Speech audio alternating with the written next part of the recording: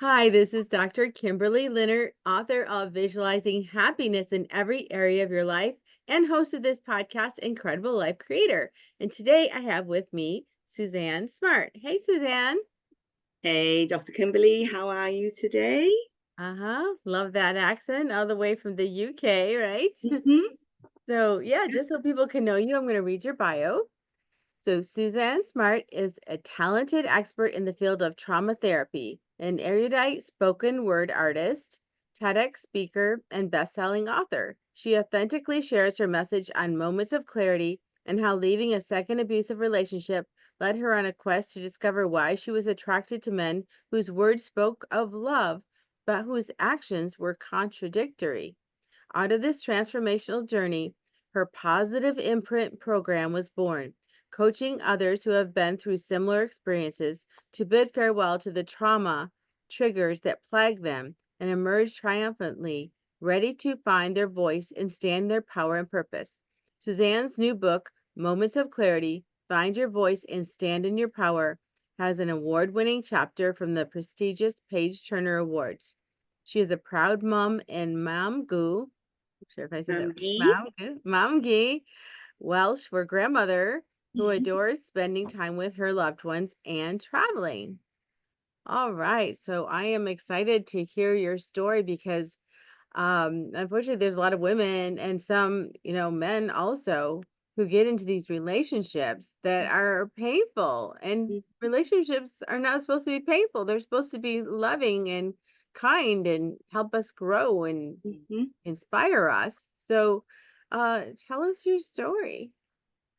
So, first of all, I would just love to say thank you for the invite to be on here. I am so honored to be here and share my story. So yeah, my story in this instance, the story of me kind of becoming, began when I had left my second relationship, which was my marriage. Very painful. And that inspired moments of clarity actually with my book, because that what with moments of clarity, I believe that you don't just get one. I believe we get lots and lots and lots of different moments of clarity that kind of build into a bigger picture that helps us to kind of take stock. And so that's what happened. This one huge moment of clarity happened when my ex-husband decided that he wanted to attack me while the girls were at home, and my girl came in and had to stand between us and was shouting at my husband saying, "You're not going to treat my mother like this. You will not treat my mother like this." And I thought, I can't do this. I really cannot do this, because she was coming up to exam time and education is very important to me.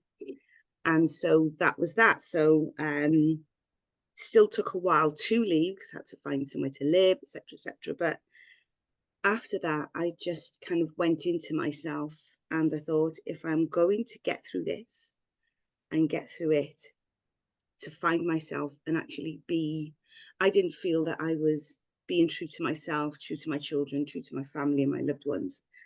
So that in order to do that, I took accountability for my part to play in that and asked myself, what was it that attracted me to men that didn't like me, obviously didn't like me.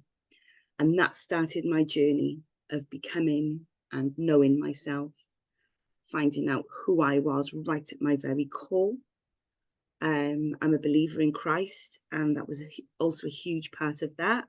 How could I be a believer in Christ and not know myself? Because that is the second commandment, isn't it? And how can I love others if I didn't love myself? So that's what led me on that journey. And it's really interesting. I found a photograph sometime later that was taken when I had just moved out, and my whole life was in carrier bags and boxes. And I was rooting through trying to find something. And friends of mine took a photograph, and I found this photograph sometime later and thought, no, it's not my story anymore. So went out and had a professional shoot done. And those photographs, I tell you, when I looked at those, they just opened up a new world. In fact, I sat in the viewing room, and the photographer was kind of looking at me, and I looked at her, and she said, well, I said, well, what? She said, well, what do you think? And I looked, oh my gosh, is that me? So why am I going to show you photographs of anybody else? Didn't recognize myself up there. So that is when I knew that I had actually come through. And then when I had come through, I went on a journey and was on my way home. And unusually so, there was no music. I always listen to music, but there was no music. I just wanted to be with my thoughts. And this whole vision just unfolded in front of me. Every time I think about it, it takes me straight back there. And when I got home, pen and paper, it took over 2 hours to finish writing everything that I'd seen. And when I took my head up and looked at the bigger picture, it was everything that I'd been through. And it was kind of in a jigsaw puzzle. And I looked at that and thought, this is a program. This is what I took myself through. And if I can take myself through this, surely I can take others. And even if I can just take one person through, and that person can go and touch their family and their community, boy, how miraculous would that be? So that's what started me off on the trail to my purpose. What a purpose it is. Yes, yeah, that is so beautiful. And we don't always realize how our decisions affect people around us. Like, that scene where you said it was that wake-up call where your daughter's getting in between two adults. I mean, that had to be shocking for you. Absolutely. Absolutely. So, Absolutely. And that was the first time that they had actually seen that sort of ferocity, if you like, that ferociousness from him towards me, that physical ferociousness. And he's very good with his tongue, but that physical side of him, neither of them had seen that before. So, and that was a wake-up call for me. I thought, no, I can't do this. The thing is, I went into my marriage to stay married. I went into motherhood, and with my partner, with my husband. So I never wanted to be divorced. I never wanted to be a single parent. And that's what drove those kind of ideals of mine, is what drove my kind of inner senses, I suppose. So when things were going wrong, when the red flags were flying really high, they were the voices within me saying, well, give them the benefit of the doubt, well, maybe I could try something different. Maybe I could do less of this, more of that, take that out, put something else in. And without realizing at the time that none of that was ever going to work, because I was playing a game that the rules were being made up as we went along by somebody else. So I was forever missing the goal, forever missing the goal. yeah. And I think that's the hardest thing to accept, is when you've, fallen in love with someone who obviously has some mental issue where they have to control other people. And we have to remind ourselves that sometimes it doesn't matter what we do. I mean, I've heard that you can change a relationship. One person can change a relationship, and that's true in a lot of instances. But when you're in a relationship with someone like this, who the whole world revolves around them, and you're never, no matter what you do, you're not going to satisfy that person, Not or at all. they're going to continue to try and put you down. I mean, they're not going to change. They're just not. No, not at all. So when I came to that conclusion, to that realization, it was like, okay, I need to leave. This, this is not going to get any better. In fact, it was getting progressively worse. And the worse it was getting was the more excuses I was finding to see the good. And yet that wasn't doing me any good. It was then not doing the children any good. So yeah, it was time to up and leave. But that was a really tough decision to make. Mhm.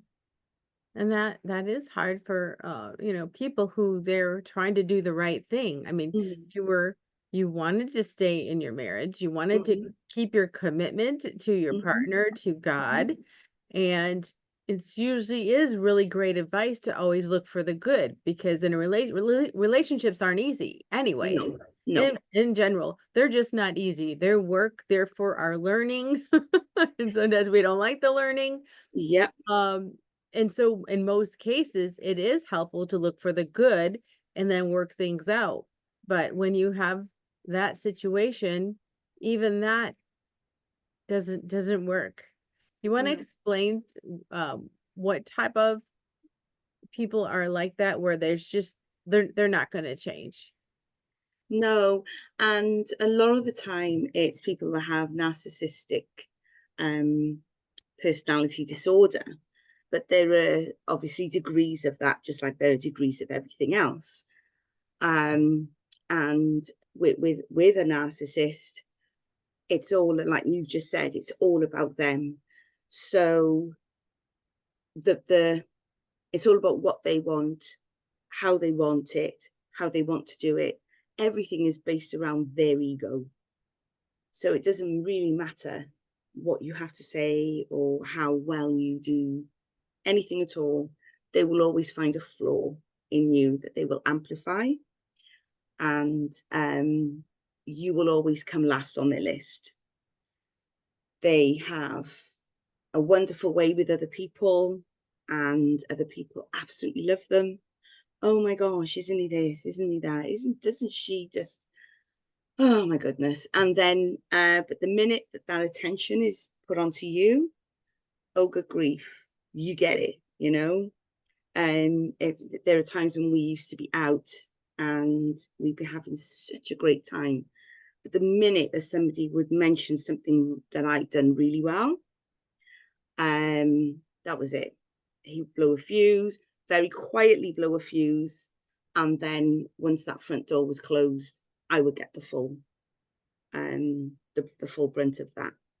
So it's all about their ego. It's all about them shining their light and dimming everybody else's. And the minute that they can't do that, that's when trouble starts. Wow.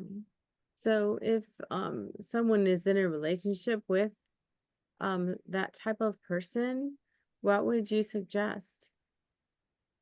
I would suggest taking stock, having a really hard look at what's being said, what's being done, how you're perceiving it, and just look for all the different ways. The minute you start thinking, well, maybe I should, the minute you start thinking, well, perhaps I'll try something else to fix this, ask yourself what it is you're trying to fix. And is it fixable? How long has this been happening for? We go through the abuse cycle and it starts off with the love bombing, and you're just made to feel like a princess, like a queen. And the minute that you kind of fall into that, give into it and open up your heart, that's when they just reach in and rip that out. And it sends you reeling and you fall so fast you cannot catch yourself. And then that's when they have you. So ask yourself, when did that first start to happen? When did it first start to feel, hang on a minute, the table's turned here, the balance is off a little bit, and then kind of chart a way through there. Because there were, for me, there were an awful lot of instances where I kind of went, is this right? And then second guessed myself, because when you're in an abusive cycle, once the attack starts to come, and it comes very subtly, first of all, but then after a while, because you're used to hearing how rubbish you are and all those negative sayings about you, after a while your voice takes over from that voice. And so the first thing that goes is your trust, because you start to wonder if you can trust your own thoughts now and your own decisions. And your intuition goes because you're not listening to it. So it just says, okay, I'll be here in the background when you're ready, but I'll just sit for a while. You're not listening to me. You kind of dumb it down. And I always used to say to myself, oh God, Suzanne, don't be a bitch. Come on. You know, let him have his say. Just be nice. Give him the benefit of the doubt. And all of these conversations used to go on in my head until the day that I realized that no, I wasn't being a bitch. That was actually my intuition telling me this is a huge red flag and you are taking it and saving it. Mm-hmm. You're not paying attention to it. You're taking it, you're making a lovely little collection. Whereas you should be breaking it, throwing away, taking note, learning. Yeah. So look for those red flags if there are those little snipes that come. You know, you're with somebody who's meant to love you and you're both going out and you walk down the stairs and you think you look lovely. It's something that he's seen on you before, and he's, you know, commented how beautiful you looked before, and yet tonight he says, "You wearing that, are you?" Just in that very condescending, cutting way. How many little snipes are there? You know, you gaining weight. You know, all those little things that really should not be coming from a person who professes to love you. Yeah. So if they come in before your voice starts to take over, look at those red flags. Yeah. The It's ghosting, that yeah. kind of thing, you know? I mean, it seems like almost like brainwashing. It's like they're just It going is exactly in that. over and over again Yeah, and until you don't even have your own thoughts. absolutely. And that's gaslighting. Yeah, that's where the gaslighting comes in. No, the sky is blue. No, it's green. I've told you it's green. Why won't you believe me? Okay. But it looks blue. Yeah, yeah. Oh my goodness. Yeah. So, if let's say someone is in this situation, because a lot of times, and you know, a lot of times we talk about women this happening too, but it happens both direct. It It happens in really both does. directions. Men and women can Mm-hmm. have this mental issue. It really Mm-hmm. is a mental issue, I It believe. is. Um, and where they're hurting their loved ones, Mm-hmm. and and a lot of times, because it's in a marriage situation, sometimes it's even a parent-child situation. You know, people don't always have resources to leave, Mm-hmm. or they can't safely leave because some of these people can actually be dangerous if you try to leave Mm-hmm. because they're you're how do I say this the right way? You're almost like their food. They're Mm-hmm. feeding off your energy, Mm-hmm. and so basically, it's like you know, taking food away from a lion. You Yeah. just all of a sudden you're gonna take yourself out of the situation, and they Yeah. don't like that. No, they don't. So It's how called do supply. people, you know, safely remove themselves from these Mm-hmm. situations? Yeah, that is called supply. You become their supply. And it's almost like their oxygen. They need that to live. A lot of people, you're right about that, because I don't know what the exact stats are, but a very high, I forget what the stats are, but a very high proportion of female violence and female homicide is whilst leaving an abusive relationship. So it can be extremely dangerous to leave at that height when they feel that they have you and they fear that you're going to take away their supply. Many women do get caught out, and men as well get caught out with that. So, but thankfully, in our day and age, we have the I don't know, because in each state in America has its own kind of dealings with that, don't they? But I'm sure that wherever women live, there are organisations that can help. Women's Aid is a huge one. There are websites that you can take information from. And a lot of these websites now have a red button that you can press if somebody's come in, and it takes you out, and there's no footprint on your computer that you have ever been there, because that's something else again. You know, I knew somebody who and I also went through this as well, where you had people going through your phone, you know, and she took my card and wanted to hide it in her handbag, because she said, I really can't afford for him to see this, you know. And a lot of people don't realize they're in that position either until, so somebody read my book and said, oh my goodness, contacted me and said, I didn't even realize until I read your story that is what I was in. So, and this is why it's so important to spread the word for people to understand that this is where they are. But to get out of it, it's just a case of just keeping yourself as safely as you can. Find a confidant. Now, police departments are more clued up and they're more trauma informed. I had an incident where I went to a police station because I was we had this is my previous relationship, and we have a daughter, and he used to have, we had joint custody, and so the Sunday morning I was ready, getting ready to receive her, and I'd just come out the shower and he knocked the door. I thought that's really early. Anyway, so I get, you know, towel on my head, bathrobe on, nothing on my feet, and answered the door. And I was told my daughter was on the next plane to the States.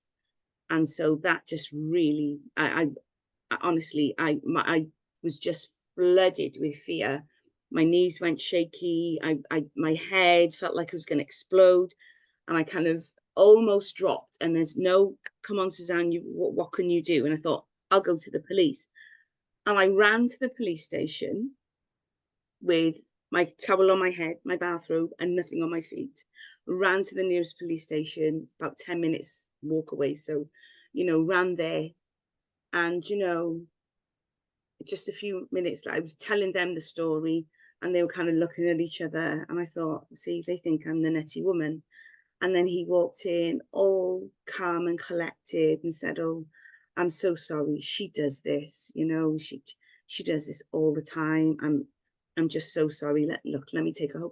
And they delivered me back, would not listen to a word I said.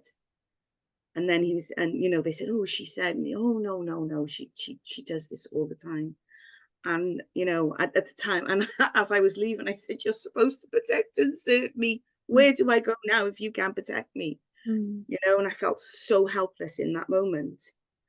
But these are the type of things that they will do. And everybody will listen to them because they're just so calm and collected, and not understanding that you have just been through so much that, you know, one little trigger can send you back to those awful times. So when you are in that kind of circumstance, it's really important to find some kind of confidant, and to find either a police force or a company, a charity that can help you with that and help you through that, or find, you know, can direct you, give you advice and guidance on where to go to find help, and also to help them to protect you, because a lot of people do need protection at that stage. Yeah, because they tend to be really good talkers and storytellers. Oh gosh, yeah.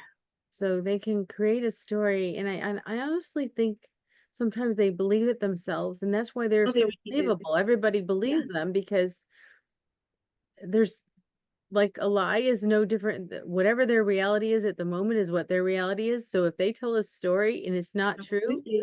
they believe it's true because they just created it, and They're then in it. really good at convincing other people that it's true. Mm-hmm. And that could put someone, you know, especially an honest person, in a really bad situation, because they can make anyone look foolish. Oh gosh, yeah. Most definitely. Most definitely. And that is then, you know, when you feel most alone. You can feel really alone at times like that, because, you know, and then they will come and then say, you know, see, I'm the only one. I'm the only one who listened to you. I'm the only one. And you start to believe that. Yeah, no one else is listening. Yeah, he's right. Well, yeah, he stopped everyone from listening. I mean, when you were in those situations, were you separated from your family and friends? At times I was, yes. And I didn't know this either, that this is thing, you know, these are some of the tactics that these people use. They will take you away from your family, from your loved ones. And we moved, I live in Wales now. I was born and, you know, grew up in Wales, and we moved across to England, about 160, 67, I think it was, miles away. And so, yeah, I was on my own until I'd made friends, but I still felt like I was on my own, because I was still caught in this trap and nobody knew. So, you know, I would get up every day and go out and do what I needed to do, and, you know, take the children, school, nursery, childminders, wherever, then get myself to work all day, come back, reverse the process. And then in the evenings, it was their activities, and the weekend it was their activities. So, you know, I did everything. As long as I was with the children, everything was fine. If I wanted to go out with guys from work, or, you know, and go to the pictures with a friend, there was always a reason why I couldn't. And there would always be some kind of scene before I went out. So I'd either go out and not enjoy myself, or I'd just say, well, it doesn't matter, I won't go. And, you know, all these little things. But yeah, they take you away from your family. I spoke to somebody who was taken to Australia. There was people I know taken to New Zealand, and the New Zealand lawyers confirmed that.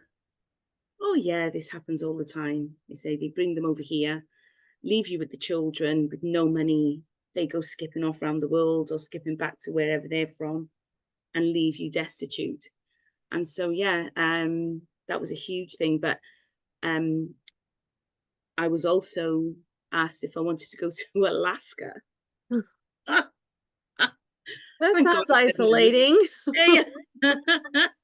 No, thank you. I love the sun, so no, thank you. Yeah, I wouldn't like that either. Yeah, yeah. So So yeah. after all this, how, once you actually get yourself safe out of a situation, Hmm. there's a lot of hurt there. There's a lot of upset there. Yeah. How do you go through that forgiveness part? Because obviously you have to forgive yourself, first of all, Hmm. You do. but I'm sure there's a lot of forgiveness for that person too, which Hmm. is really hard when there's someone it's intentionally hurting you Hmm. to forgive. So how did that look for you? Mm. That's a good one. And I don't get asked very often about, you know, the forgiveness side of that. That's often a surprise to people. But that, you were absolutely right. That was the first thing. And I particularly think that forgiveness is such a healer in itself. You know, there were other elements of that, but the forgiveness part was really huge. And you're absolutely right. I had to forgive myself first. First of all, for not noticing these red flags, and then for berating myself, because I really did berate myself. I gave myself such a hard time for things that I hadn't noticed, things I did notice but swept under the carpet, for staying so long, for, you know, all these different things. And I had to forgive myself first for that. I had to forgive myself for some of the reactions, because my fear response, my major fear reaction actually is fight. So if I feel my back is against the wall, I will fight my way out. And that could be orally, that could be physically, but I will fight my way out. If I'm, if my back is really against the wall and I feel it's me or you, then it's going to take a lot to take me down, So I would stand toe to toe with this man and, just go at it. And I thought, well, is this really what a relationship was about? Why at that point did I not think, Suzanne, look, if you've got to stand toe to toe with somebody and fight for your right to be, surely there's something wrong with that. But at the time, because it was a fear reaction. I was in a state of fear. I was in an abusive cycle. The logic just went out the window. So I had to forgive myself for what I called letting myself down, not being there for me, not noticing these things at the outset for what they were. So that took an awful lot. You're right, I had to forgive him as well. Them really had to dig deeply to have that genuine, honest forgiveness. But once I'd done that, oh my gosh, that just opened the door for the healing to come in and for all the other elements, all those other, bits and pieces that I needed to become whole. That just opened the floodgates. Oh, Really so, important. you said at the beginning, that you're a believer, and so your faith. What was the journey of your faith? Because I know we've all been in situations and we're going, we can't help but ask, why God? Why? Why is this happening? Yeah, So what was your absolutely. journey? What did you, Oh how was gosh. your faith as far as how did it Yeah. you get through this? Right. Okay. It's funny you should ask that. I not so long ago I found one of my prayer journals from way back when, and I was reading through it and I was chuckling to myself because it read like the Psalms. When it was like, thank you, Lord, for all the wonderful blessings, my gifts, my talents, my abilities, my beautiful home, my lovely husband, and when I go through my family, thank you for the love surrounding me, and it was all this. And then another day was like, oh Lord, why am I in this? What am I supposed to be learning? Please tell me. Wah, wah, wah. And it was like this roller Roller coaster coaster. ride through life. Seriously, I was, oh gosh. And I thought, look at that. I was so glad that I did that I journaled. It was just like, woof, whoop, whoop, no, yay, no, we're not there. Yeah. But it was. And every day I would either cry tears of joy or cry tears of happiness.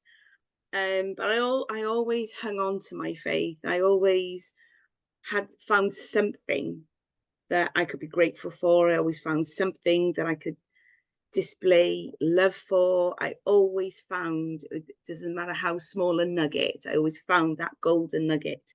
And that's actually what kept me going. It is actually what kept me going, because it didn't matter what. I could wake up every morning and feel, wow, okay, I have the miracle of life to live another day. Where there's life, there's hope. So let's go out and find that, and do what I can in the world today. And that is what kept me going. Without that, I don't know what would have happened. I really don't.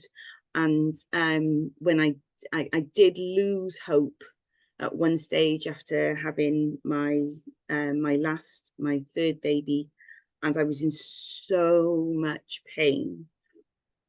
And I write about this in the preface of my book. I was just in so much pain.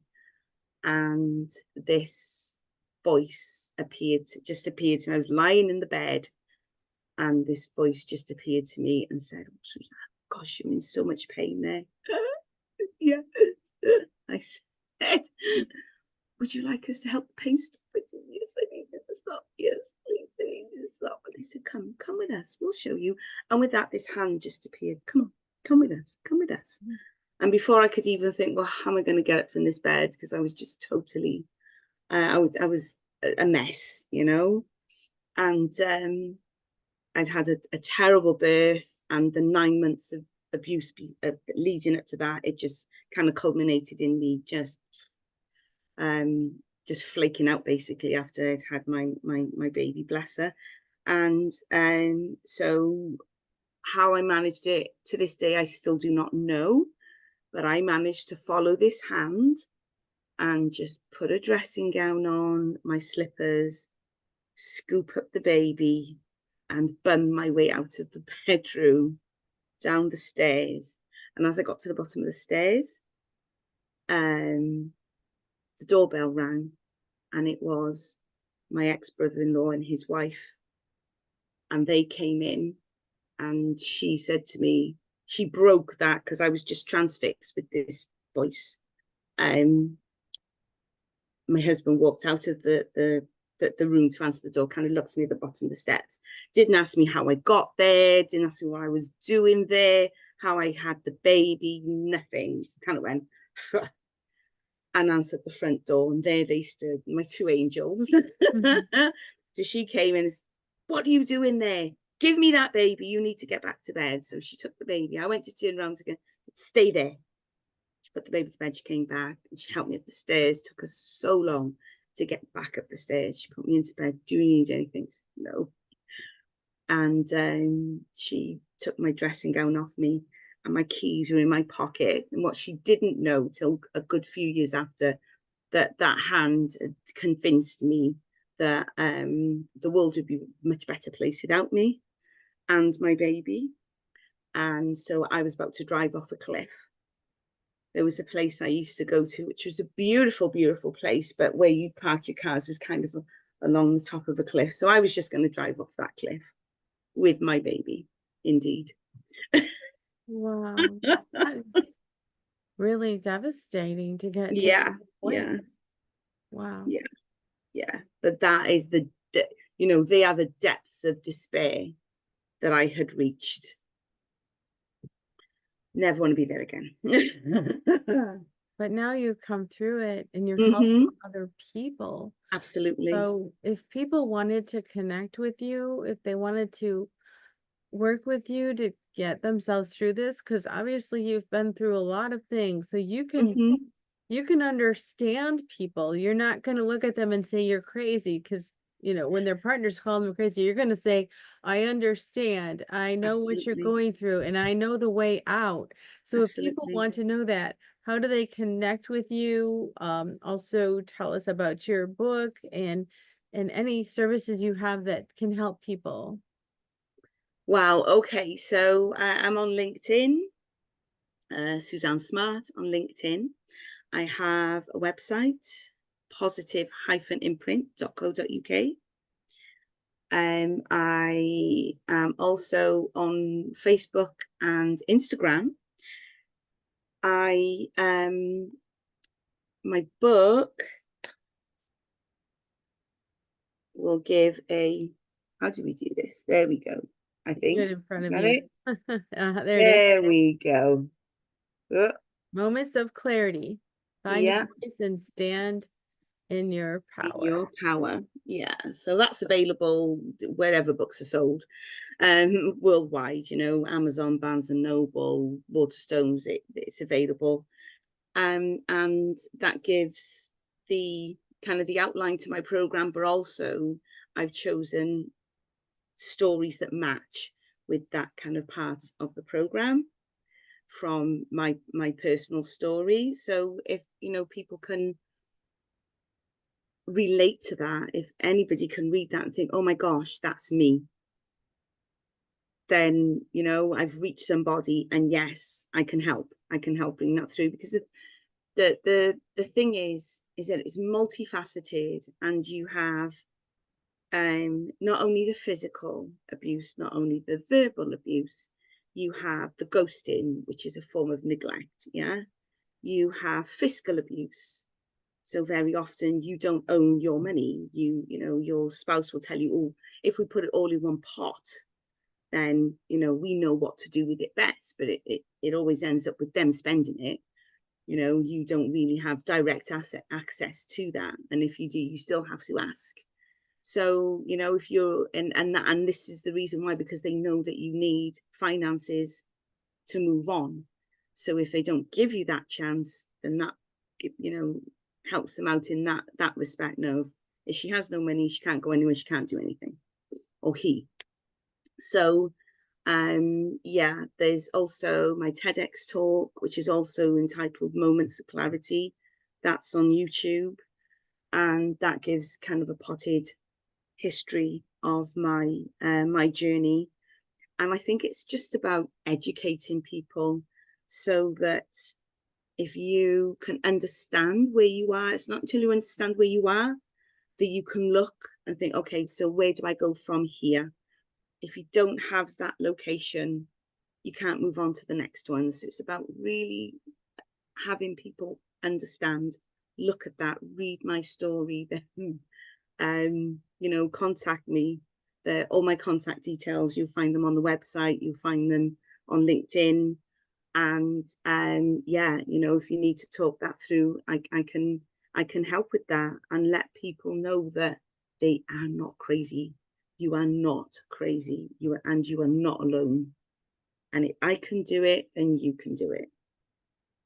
Yes. You know, we all have that strength within us. It's suppressed with all the trauma. The trauma just takes over. But we can get past that. We can say goodbye to the triggers that keep us there as well. You know, we can say goodbye to that side of the story, turn a page, write a new story, and begin to live. You know, we were all, out of 6 billion sperm, is it? We made it. Yeah. So we are all here. We've all made it. So let's all live with purpose. And yeah, if you need help finding your purpose, I'm your gal. Well, thank you so much. So now I have a personal question for you. What Mm-hmm. gives you the most happiness and fulfillment in your life at this point? Oh, wow. I think it's got to be my children and my grandchildren. Yeah. Having the people I love around me, my family. Yeah. Yeah. Just amazing. And to my grandchildren, I'm like a legend. They go, oh, Mamgie, you're a legend. I'm like, yes. What better accolade than that? Oh my goodness, yes. So, well, thank you so much for being on the podcast today and for all your wisdom and for being so vulnerable with your story. Oh, it's part of my program. Mm. How to be vulnerably visible. I love that. I love that. So, one last question before we complete. What is Uh-huh. your best advice in living in an incredible, amazing life? Oh, wow. The best advice I can give is to find out who you are, because you can't do anything until you know that. If and when you find out who you are, then everything else moves on from there. You know where you're going. You know, you just know. You just have this knowing. And I find when people come through the program, they get so far and they go, oh my gosh, right, I've got to do something with this, because they, you know, it sparks that fire within them, and then they naturally just want to go and share it with the whole world. Mm. So I, you know, in my experience and looking at those that I've helped, yeah, it's all about finding you. And then once you find you, the world's your oyster. Right. Well, thank you so much, Suzanne. Thank you for having me. We'll talk to you again soon. Oh yeah, can't wait.